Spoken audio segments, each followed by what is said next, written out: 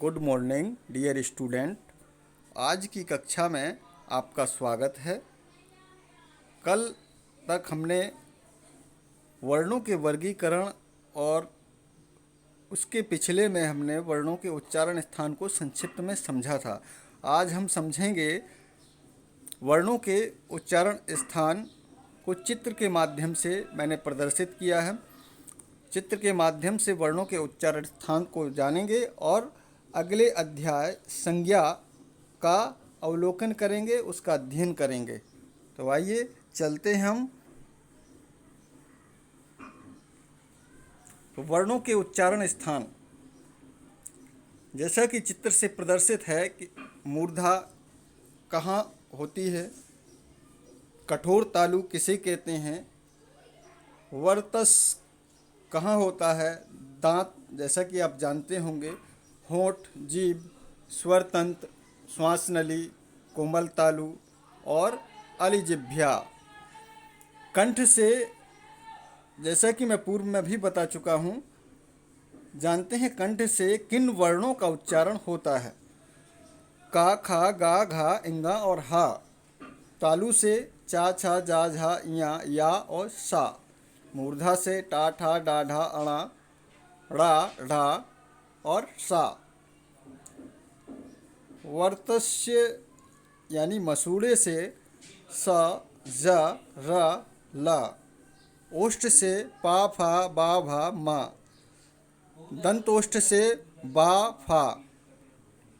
दांतों से ता, था, दा, धा, ना। संज्ञा किसे कहते हैं? आगे जो हमारा अध्याय है वह है संज्ञा। तो संज्ञा किसे कहते हैं? जैसा कि पूर्व कक्षाओं में भी हमने पढ़ा होगा कि संज्ञा किसी व्यक्ति, वस्तु, स्थान या भाव आदि के नाम को संज्ञा कहते हैं। उदाहरण के लिए, महेश कल मुंबई जाएगा। इस भवन की ऊंचाई कितनी है? उपर्युक्त वाक्यों में महेश किसी व्यक्ति का नाम है, मुंबई किसी स्थान तथा भवन किसी वस्तु का नाम है और ऊंचाई से ऊंचा होने का भाव प्रकट होता है। ये सभी संज्ञा शब्द हैं। वाक्य में संज्ञा की पहचान दो प्रकार से की जा सकती है। जैसे पहला, संज्ञा के बाद परसर्ग यानी चिन्ह, ने, को, से, के लिए, मैं, पर आदि आ सकते हैं। जैसे महेश ने श्याम को लड़के के लिए चाकू से दिल्ली में आदि। नंबर 2, संज्ञा के पहले विशेषण का प्रयोग हो सकता है। जैसे छोटी मेज, अच्छा लड़का। परसर्ग या विशेषण के न होने पर भी किसी व्यक्ति, वस्तु, स्थान या भाव के नाम के कारण संज्ञा को पहचाना जा सकता है।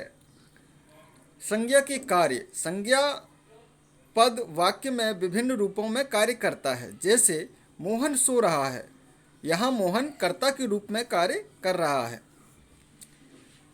दूसरा, वह दूध पी रहा है, यहाँ दूध कर्म के रूप में कार्य कर रहा है।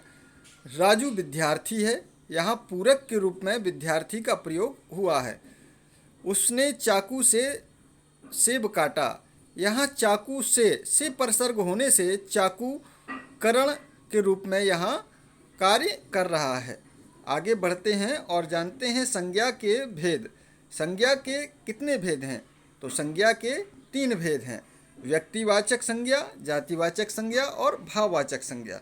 संज्ञा के भेद में सबसे पहले व्यक्तिवाचक संज्ञा किसे कहते हैं? जिस संज्ञा शब्द से किसी विशेष व्यक्ति, वस्तु या स्थान का बोध हो उसे व्यक्तिवाचक संज्ञा कहते हैं। जैसे महात्मा गांधी, सचिन, कृष्ण विशेष व्यक्ति हैं।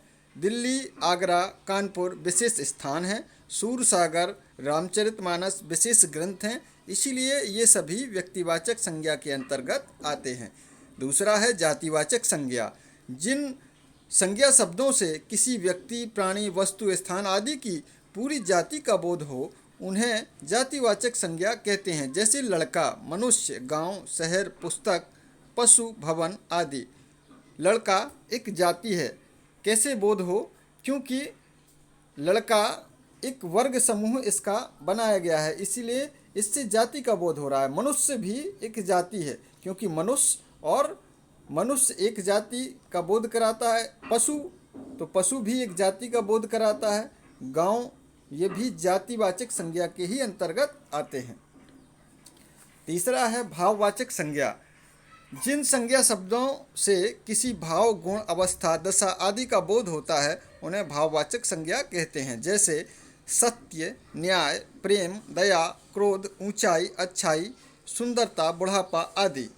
कुछ विद्वान संज्ञा के दो अन्य भेद भी मानते हैं। जैसे द्रव्यवाचक संज्ञा, किसी पदार्थ, सामग्री या द्रव्य का बोध कराने वाले शब्दों को द्रव्यवाचक संज्ञा कहते हैं। जैसे सोना, चांदी, लकड़ी, तेल, अन्न आदि, ये सभी द्रव्य हैं, इसीलिए ये द्रव्यवाचक संज्ञा के अंतर्गत आते हैं। समुदायवाचक या समूहवाचक संज्ञा, जो शब्द किसी समुदाय या समूह का बोध कराते हैं उन्हें समुदाय या समूहवाचक संज्ञा कहते हैं। जैसे सेना, पुलिस, सभा आदि। वैसे ये दोनों भेद जातिवाचक संज्ञा के अंतर्गत भी आते हैं। व्यक्तिवाचक संज्ञा का जातिवाचक संज्ञा के रूप में प्रयोग। व्यक्तिवाचक संज्ञा अनेक बार जातिवाचक संज्ञा के रूप में प्रयुक्त होती है। जैसे देश को जयचंदों से बचाइए। वैसे तो जयचंद व्यक्ति का नाम है, लेकिन यहाँ पर जैसा कि बताया गया है कि व्यक्तिवाचक संज्ञा अनेक बार जातिवाचक संज्ञा के रूप में प्रयुक्त होती है, तो यहाँ व्यक्तिवाचक संज्ञा, जयचंद व्यक्तिवाचक संज्ञा है, लेकिन यहाँ पर इसका प्रयोग जातिवाचक संज्ञा के रूप में हुआ है। आजकल हरिश्चंद्र भला कहाँ मिलेंगे, यहाँ हरिश्चंद्र भी जातिवाचक संज्ञा के रूप में प्रयुक्त हुआ है। और देश को नटवर लालों ने ही ठगा है, तो नटवर लालों जो शब्द प्रयोग हुआ है यह भी वैसे व्यक्तिवाचक संज्ञा है, लेकिन इसका प्रयोग जातिवाचक संज्ञा के रूप में हुआ है। भाववाचक संज्ञाओं की रचना। कुछ शब्द मूल रूप से भाववाचक संज्ञा होते हैं, जैसे मृत्यु, जीवन आदि, किंतु कुछ शब्दों में प्रत्यय जोड़कर भाववाचक संज्ञाएं बनाई जाती हैं। इन्हें व्युत्पन्न भाववाचक संज्ञाएं कहते हैं। ये भाववाचक संज्ञाएं इनसे बनाई जाती हैं: जातिवाचक संज्ञा से, विशेषण से, अव्यय से, सर्वनाम से, क्रिया से। आज के लिए बस इतना ही। कल की कक्षा में हम इन्हीं का अध्ययन करेंगे कि जातिवाचक संज्ञा से भाववाचक संज्ञा में, विशेषण से भाववाचक संज्ञा में, अव्यय से भाववाचक संज्ञा में, सर्वनाम से भाववाचक संज्ञा में और क्रियाओं से भाववाचक संज्ञा में परिवर्तन देखेंगे। आज के लिए इतना ही। तब तक के लिए नमस्कार।